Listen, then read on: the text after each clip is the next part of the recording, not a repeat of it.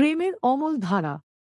নবমী আর আশফাকের প্রথম দেখা হয়েছিল একটা কলেজ উৎসবে।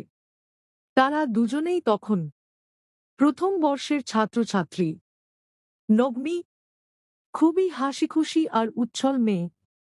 তার চোখে মুখে সবসময়ই এক অদ্ভুত উজ্জ্বলতা লেগে থাকে।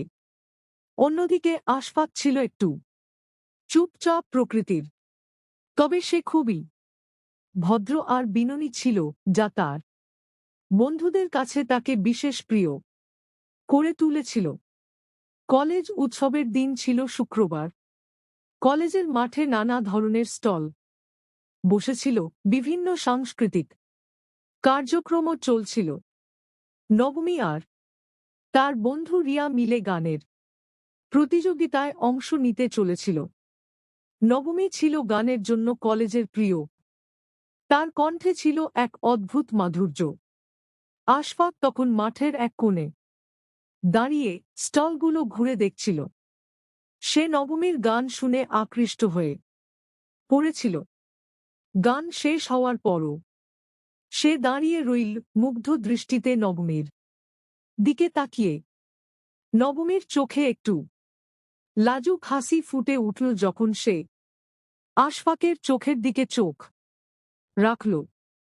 সেদিনের সেই ছোট্ট মুহূর্তটাই দুজনের হৃদয়ে প্রথম ভালোবাসার সুর তুলেছিল। তারপর থেকে আশফাক প্রায়ই নবমীকে কলেজে খুঁজে বের করতে শুরু করল। নবমীও লক্ষ্য করেছিল যে আশফাক তাকে দেখতে চাইছে, কিন্তু সে কিছুই বলতো না। ওরা কেউই প্রথমে কোনো কথা বলতে সাহস পায়নি, তবে ওদের মধ্যে একটা অদৃশ্য যোগসূত্র যেন গড়ে উঠেছিল। একদিন কলেজের লাইব্রেরিতে নবমী একটি বই খুঁজছিল। আশফাকও তখন সেখানে ছিল। হঠাৎ করেই নবমীর হাত থেকে বইটি পড়ে গেল।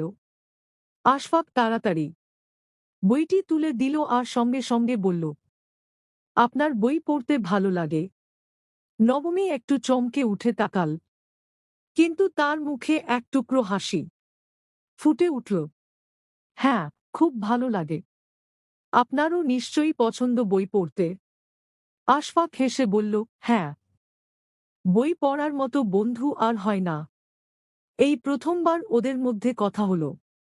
তারপর থেকে ওরা প্রায় লাইব্রেরিতে দেখা করত, একসঙ্গে অনেক সময় কাটাত। কথার মধ্যে থেকে ওদের মধ্যে বন্ধুত্ব গড়ে উঠল। কিন্তু ওরা দুজনেই জানত যে এটা বন্ধুত্বের চেয়ে অনেক বেশি কিছু। একদিন আশফাক সাহস করে বলল, নবমী, তোমার সাথে কথা বলতে আমার খুব ভালো লাগে। তুমি আমার জীবনে খুব গুরুত্বপূর্ণ হয়ে উঠেছ। নবমী একটু লজ্জা পেয়ে বলল, তুমিও আমার খুব ভালো বন্ধু। আশফাকের মুখটা একটু গম্ভীর হয়ে গেল। সে বলল, বন্ধু নয়, আমি চাই তুমি আমার জীবন সঙ্গী হও। নবমী চমকে উঠল। তার হৃদয়টা যেন একটু বেশি জোরে ধুকপুক করতে শুরু করল। সে কিছুক্ষণ চুপ করে থাকল, তারপর মৃদুস্বরে বলল, আমি তোমার অনুভূতিকে সম্মান করি আশফাক, তবে আমাদের সামনে অনেক পথ পড়ে আছে। এখনই কোনো সিদ্ধান্ত নেওয়া ঠিক হবে না। আশফাক বুঝল যে নবমী এখনো সময় চাইছে। সে ধীরে ধীরে বলল, ঠিক আছে, আমি অপেক্ষা করব। তবে জানো, তোমার জন্য অপেক্ষা করাটা আমার কাছে সবচেয়ে আনন্দের হবে। ওদের কলেজ জীবন এভাবেই কাটতে লাগল। ওরা একে অপরের সাথে আরও বেশি সময় কাটাতে শুরু করল। সবার কাছেই এটা স্পষ্ট ছিল যে নবমী আর আশফাকের মধ্যে একটা বিশেষ সম্পর্ক আছে, কিন্তু কেউই কোনো প্রশ্ন করেনি। ওদের বন্ধুত্বের মধ্যে একটা পবিত্রতা ছিল। কলেজের শেষ বছর আসতেই ওদের জীবনে একটা বড় পরিবর্তন আসতে চলেছিল। আশফাক তার পরিবারে নবমীর কথা বলল। তার পরিবার খুবই আধুনিক ছিল। তারা আশফাকের ভালোবাসার কথা শুনে খুব খুশি হয়েছিল। কিন্তু নবমীর পরিবার একটু রক্ষণশীল ছিল। তারা বিশ্বাস করত যে বিয়ের বিষয়ে পরিবারের সিদ্ধান্তই চূড়ান্ত হবে। একদিন নবমী আর আশফাক কলেজের পাশের ছোট্ট পার্কে বসেছিল। আশফাক বলল, নবমী, আমি আমার পরিবারকে সব বলেছি। তারা আমাদের সম্পর্ককে মেনে নিয়েছে। নবমী কিছুটা বিষণ্ণ গলায় বলল, আমার পরিবার হয়তো মেনে নেবে না। আমি জানি না কিভাবে তাদের বোঝাব। আশফাক বলল, আমরা একসাথে থাকলে সবকিছুই সম্ভব। নবমী একটু হেসে বলল, তুমি খুবই আশাবাদী। আশফাকের চেহারায় দৃতা ফুটে উঠল। সে বলল, আমি জানি তুমি আমার পাশে থাকলে আমরা সব বাধা পেরোতে পারব। নবমী একটু চুপ করে রইল। তার মনে এক ধরনের দ্বন্দ্ব চলছিল। সে জানত যে সে আশফাককে ভালোবাসে, কিন্তু পরিবারের ইচ্ছার বিরুদ্ধে যেতে সে সাহস পাচ্ছিল না। অবশেষে কলেজ শেষ হয়ে গেল। ওদের মধ্যে দূরত্ব বেড়ে গেল, কারণ নবমীকে তার পরিবারের সঙ্গে অন্য শহরে চলে যেতে হয়েছিল।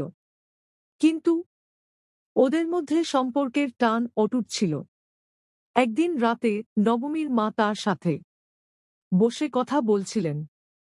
তিনি বললেন, নবমী, তোমার কিছুদিন ধরে খুব মনমরা লাগছে। কি হয়েছে বলো?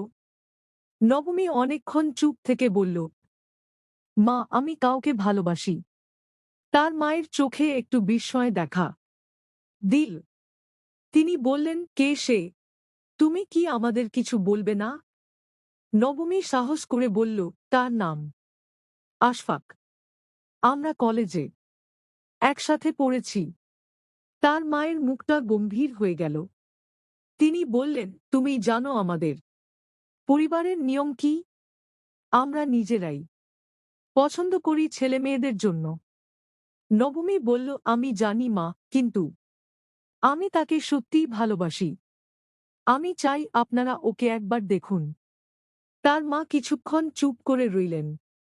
তারপর বললেন, আমি তোমার বাবার সাথে কথা বলবো, কিন্তু কিছুই বলার আগে আমাদের পারিবারিক মানসম্মান দেখতে হবে। নবমী জানত যে এটা সহজ হবে না, কিন্তু সে আশফাকের জন্য অপেক্ষা করতে চেয়েছিল। অবশেষে একদিন আশফাক তার পরিবারকে নিয়ে নবমীর বাড়ি এল। প্রথমে পরিবেশটা একটু কঠিন ছিল, কিন্তু আশফাকের নম্রতা, বিনয় এবং তার পরিবারের আন্তরিকতা নবমীর পরিবারের মনে একটা নতুন ভাবনার সূচনা করল। তারা বুঝতে পারল যে আশফাক একজন ভালো মনের মানুষ, যে তাদের মেয়েকে সুখী রাখতে পারবে। কয়েক মাসের চিন্তাভাবনার পর নবমীর পরিবারও এই সম্পর্ককে মেনে নিল। তারা বুঝতে পারল যে সন্তানের সুখই সবচেয়ে বড়। নবমী আর আশফাকের বিয়ে ঠিক হয়ে গেল। বিয়ের দিন নবমী আর আশফাক একে অপরের দিকে তাকিয়ে মিষ্টি হাসিতে ভরে উঠল। ওরা জানত এই ভালোবাসার জন্য ওরা কতটা সংগ্রাম করেছে, আর সেই সংগ্রামের পর আজ ওরা একসাথে এক নতুন জীবনের সূচনা করতে চলেছে। ওদের জীবন ভালোবাসায় ভরা হয়ে উঠল। যত বাধা বিপত্তি আসুক না কেন, তারা একসাথে থাকবে, এই প্রতিজ্ঞা তারা দুজনেই করেছিল। নবমী আর আশফাকের এই ভালোবাসা যেন তাদের জীবনের প্রতিটি মুহূর্তকে সার্থক করে তুলল।